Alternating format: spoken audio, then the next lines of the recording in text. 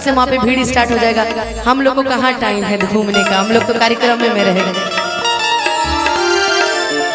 एक मेरा अपना छठ गीत है, बड़ा प्यारा है और मैं गाती भी हूँ। मैं चाहूंगी आज उसी से शुरुआत हो, आप सभी बस मेरा साथ दीजिएगा। कि कोसिया भरब अरे चौमुख दिया बजराइब हो, अरे घाटे पे दिया बनाइब हो, कि छठी मैया को दिया में देबू जब ललानवा हो अरघिया देवे घटिया पायाइब हो। मैं जब आई तो कमेटी के कुछ लोग बोले कि अनुपमा जी कम से कम 6-7 बजे तक आ जाती तो बढ़िया रहता। मैंने कहा आपको एक दिन कार्यक्रम देखना है, हमें डेली कार्यक्रम करना है।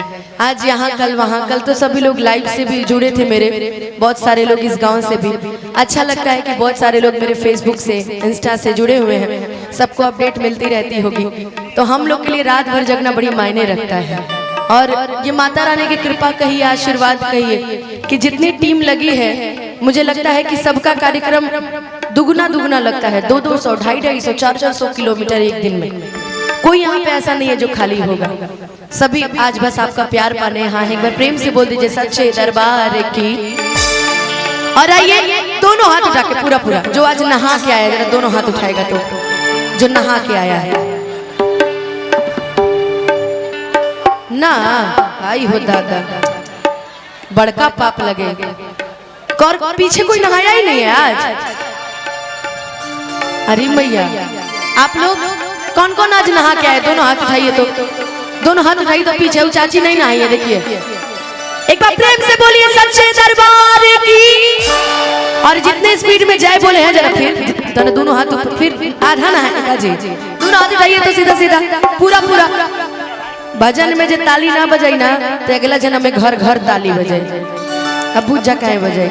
आइए जरा दोनों हाथ उठाकर मिलके। कोसिया भरब चौमुख दिया बजराइब हो, घाटे पे दिया बनाइब हो। इतने कंजूस हैं इधर वाले। खाना वाना ना मिला है जी। ये जो बीच में चाचा है ना, अभी नागिन धुन बजवा दिया जाए तो खड़ा होकर नाचेंगे। लेकिन देखिए जरा सा, जरा चाहेंगे एक बार जरा दोनों हाथ उठा के पूरा पूरा लगे भाई कि आज यहाँ जागरण का कार्यक्रम हो रहा है। जरा दोनों हाथ उठाइए तो एक बार सीधा सीधा। बाकी आप लोग नहीं देखो। आई हो आई देखा मोबाइल चलाता है। बोले क्या बेटे विनोद, हाथ उठाओ। हाँ जरा दोनों हाथ उठा के, और जरा दोनों हाथ उठा के। ए छठी मैया को दिया में देबू जब ललानवा हो अरघिया देवे घटिया पायाइब हो। ए छठी मैया को दिया में देबू जब ललानवा हो अरघिया देवे घटिया पायाइब हो। कोसिया भरब चौमुख दिया बजराइब हो, घाटे पे दिया बनाइब हो। ए छठी मैया को दिया में देबू जब ललानवा हो अरघिया देवे घटिया पायाइब हो। ए छठी मैया को दिया में देबू जब ललानवा हो अरघिया देवे घटिया पायाइब हो।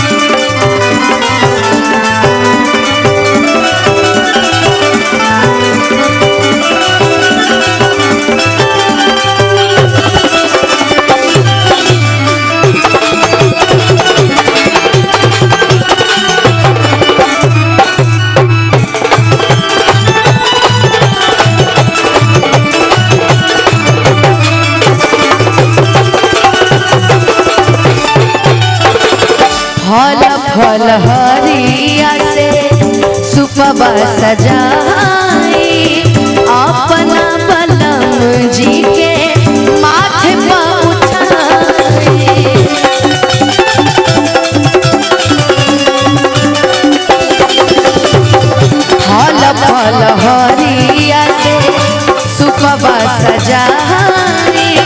अपना बलम जी के माथे पर उठाई भजन गदाई घाटे आरती गवाइब हो छठी मैया आरती गवाइब हो ए छठी मैया गोदिया में देबू जब ललनवा हो अरतिया देवे घटिया बजाइब हो ए छठी मैया गोदिया में देबू जब ललनवा हो अरतिया देवे घटिया बजाइब हो ए छठी मैया गोदिया में देबू जब ललनवा हो अरतिया देवे घटिया बजाइब ए छठी मैया गोदिया में देबू जब ललनवा हो अरतिया।